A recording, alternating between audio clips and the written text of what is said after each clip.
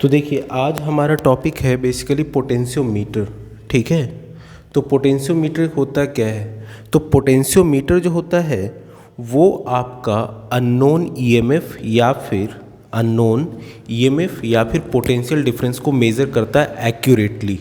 ठीक है, ये क्या है? Used to measure unknown EMF और पोटेंशियल डिफरेंस। ठीक है, ये जो बेसिकली क्या करता है कि किसी भी सर्किट में ये अननोन ईएमएफ या फिर पोटेंशियल डिफरेंस को मेज़र करता है। और सबसे खासियत इसका क्या है कि पोटेंशियोमीटर जो होता है सर्किट से करंट को ड्रॉ नहीं करता है। It does not draw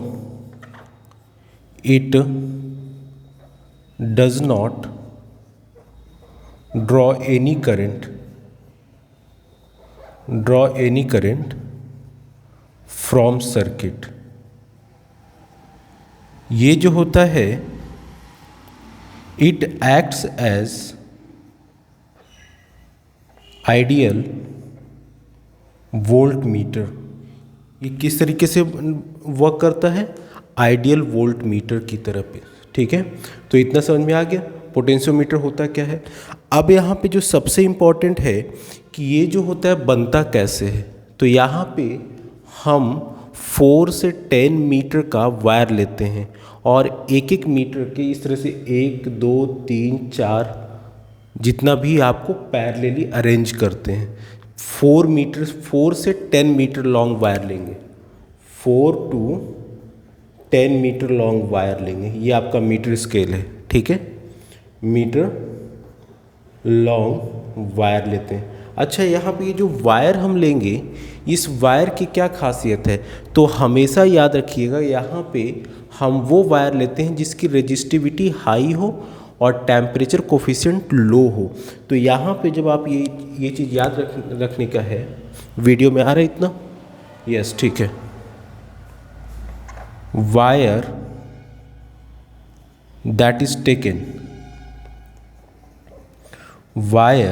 that is taken should be SHOULD should be of low resistivity and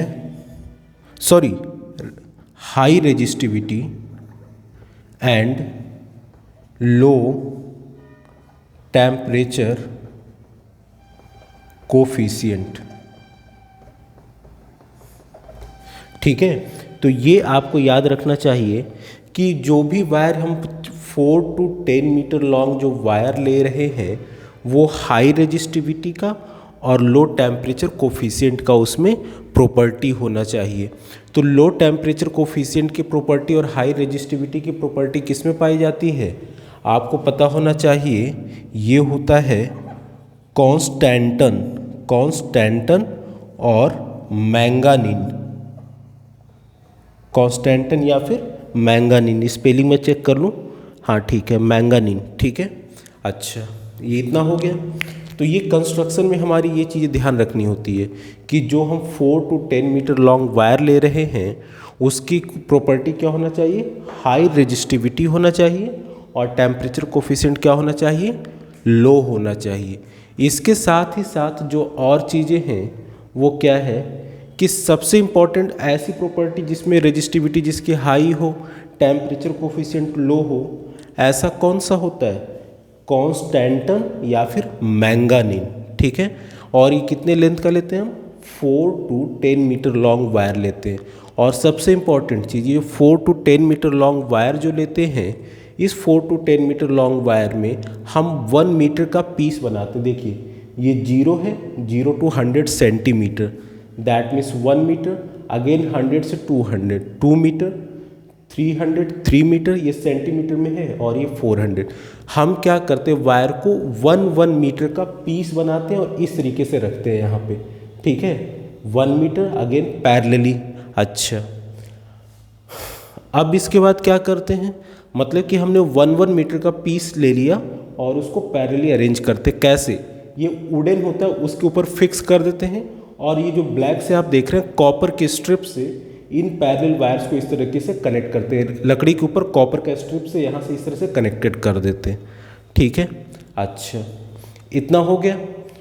अब इसके बाद क्या करते हैं, हम एक स्ट्रॉन्ग बैटरी लेते हैं, जिस स्ट्रॉन्ग बैटरी से करंट फ्लो करना शुरू करता है। ये करंट का डायरेक्शन है, यहाँ से आया फिर इधर आया, फिर यहाँ से ऐसे आया, फिर यहाँ से ऐसे और यहाँ से ऐसे चला गया।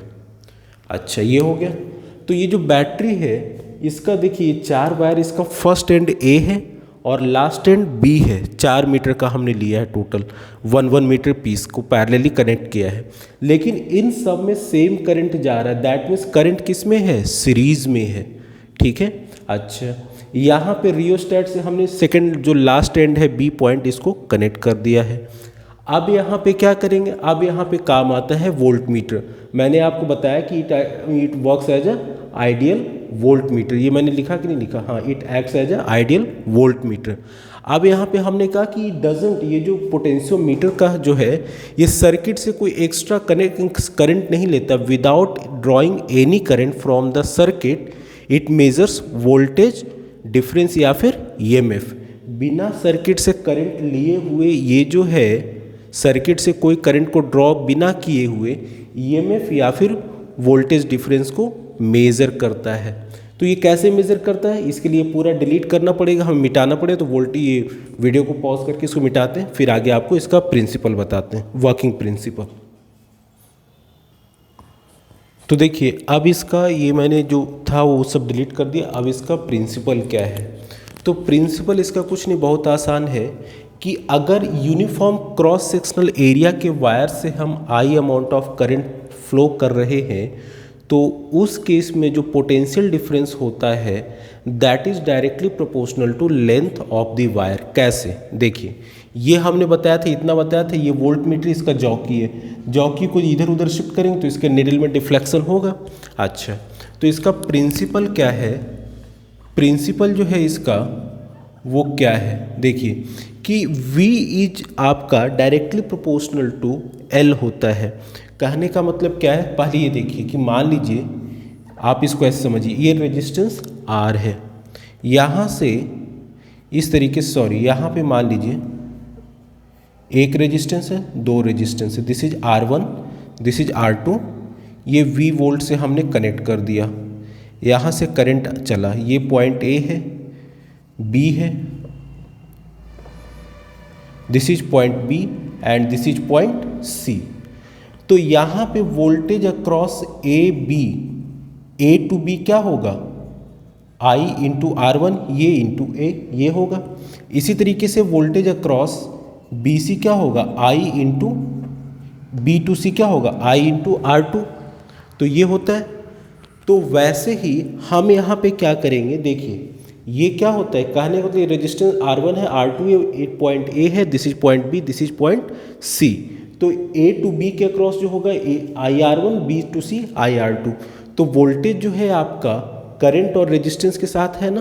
तो यहाँ पे चलिए वैसे ही हम लेते हैं, तो कुछ ऐसा ही यहाँ पे होगा। क्या होगा, देखिए यहाँ पे आपका, अगर मान लीजिए कि आपने यहाँ से ये I amount of current flow हो रहा है और इस वायर का टोटल रेजिस्टेंस कैपिटल R है, तो यहाँ पे V equals to I into R हो जाएगा और R जो होता है that is rho L upon A, ये होता है।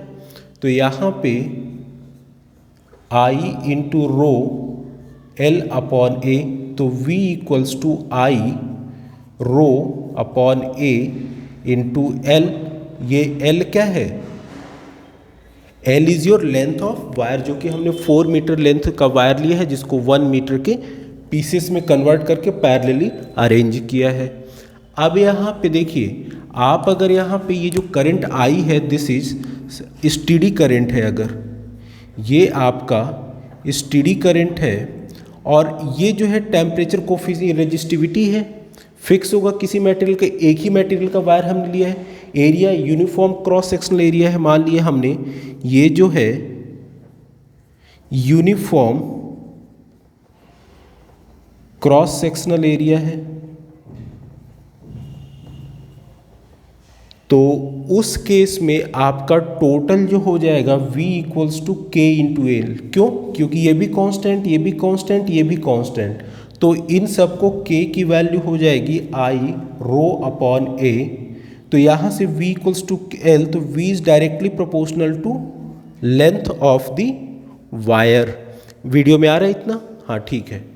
तो यही चीज़ है, दिस इज योर प्रिंसिपल, यही प्रिंसिपल है आपका ये पोटेंशियोमीटर का, कि किसी वायर की यूनिफॉर्म क्रॉस सेक्शनल वायर से अगर I amount of current flow हो रहा है तो उस केस में यहाँ पे voltage will be directly proportional to its length. जैसे जैसे लेंथ बढ़ेगा वोल्टेज का जो वहाँ पे पोटेंशियल डिफरेंस होगा उतना ही ज़्यादा होगा। तो यही आपका प्रिंसिपल होता है, V is directly proportional to L, that means potential difference across any length is directly proportional to that length. ठीक है, voltage difference is directly proportional to length, ये आपका पोटेंशियोमीटर का प्रिंसिपल होता है। अब यहाँ पे एक और होता है पोटेंशियल ग्रेडियंट, जो आपको एग्जाम में पूछा जाता है। देखिए वो पोटेंशियल ग्रेडियंट क्या होता है, इसको यही है आपका K जो है, इसी को बोलते हैं potential, this is potential gradient. तो भाई ये क्या हो जाए, तो इसको हम यहाँ पे लिख लेते हैं V इक्वल्स टू, अगर KL है, वीडियो में आ रहा है इतना? ठीक है, तो K इक्वल्स टू हो जाएगा V upon L, that means voltage per unit length, जो potential difference across any two point per unit length जो हो जाएगा आपका, वो पोटेंशियल ग्रेडियंट हो जाता है। तो समझ में आ गया इतना, ये आपका पोटेंशियोमीटर था। ठीक है, चलिए अब नेक्स्ट टॉपिक इसके बाद दो सेल्स का वोल्टेज कैसे कंपेयर किया जाता है, इसी से हम करेंगे। यहाँ पे बेसिकली दो सेल कनेक्ट करके कर देंगे, वो नेक्स्ट वीडियो में करते हैं। चलिए, थैंक यू।